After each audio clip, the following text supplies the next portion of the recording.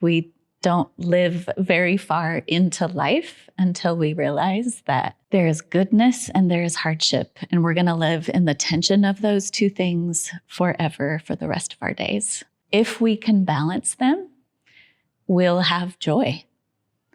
If we can't, if we get lost in the grief, which I did for a number of years, or if we deny the hardship, only want to look at the shiny side of things, then we won't mature.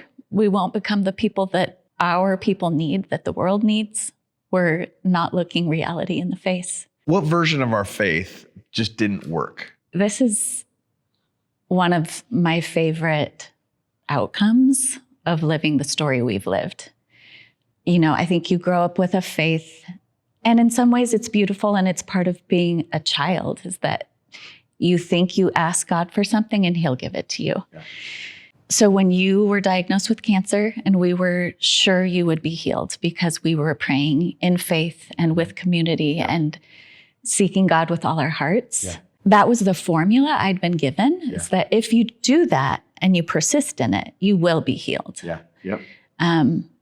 And I'm really glad I lost the version of my faith that told me actually that I could control God by just having enough faith, really, because that puts me in charge, not God. I think the lived experience is to discover a God who is beyond, who is so much bigger and more mysterious in the way he works in our lives. And that sometimes means that we don't get the answers we're looking for, but we do get to know the real God. That's been a wrestle. That's been me struggling with him for years about the problem of suffering. Yeah. But it has also been the process that has made him whole and good and real. Because I think we have pat answers growing up in the church, and we have formulas. They're not meant to be formulas, but they become that. And I remember thinking, God isn't a vending machine. I don't get to put in my little penny prayers and get out what I'm looking for. But God's here to have a relationship with me and to walk with me and to shape me through things that are hard and in ways I wouldn't have imagined and I would never give up. Yeah. Life is so unpredictable. Just even in the car on the way home, we could not make it home. And yet we live this life like we've got the rest of time to be together or to be a dad or to love each other or whatever. I think one of the greatest gifts of our journey so far is realizing the precious nature of each moment. We want to be more sober today to what God's actually doing, and the fact that we get to be together today at this moment. We woke up again, and that's so hard to do. I mean, we're in life, we're parenting, we are trying to figure out finances or sending kids to college. I mean, just all these things. And yet today is the day that God has made, and he's inviting us into so much more.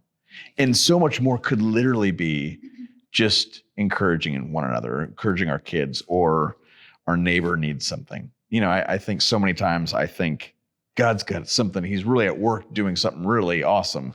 But that awesome thing does not need to be some huge book or a movie about a life. That is literally, could just be the clerk at the grocery store that needs just a smile today. Like, that's joining Jesus. I think the gift of our journey so far, and we've hopefully got more to go, but if it's just today, this is what we got.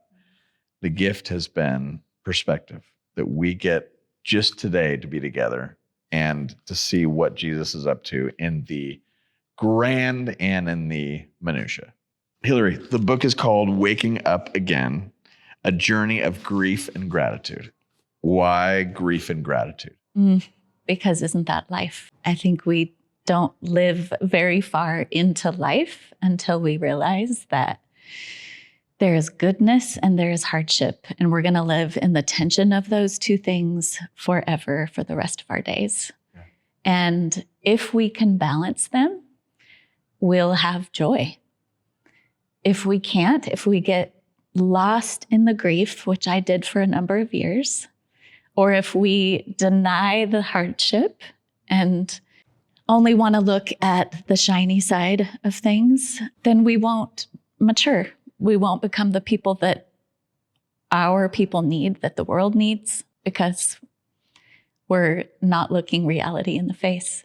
So I love thinking about and living into the reality of holding those in tension, because it is life, and it is where fullness of life is found, is trusting God enough to carry us in those things together.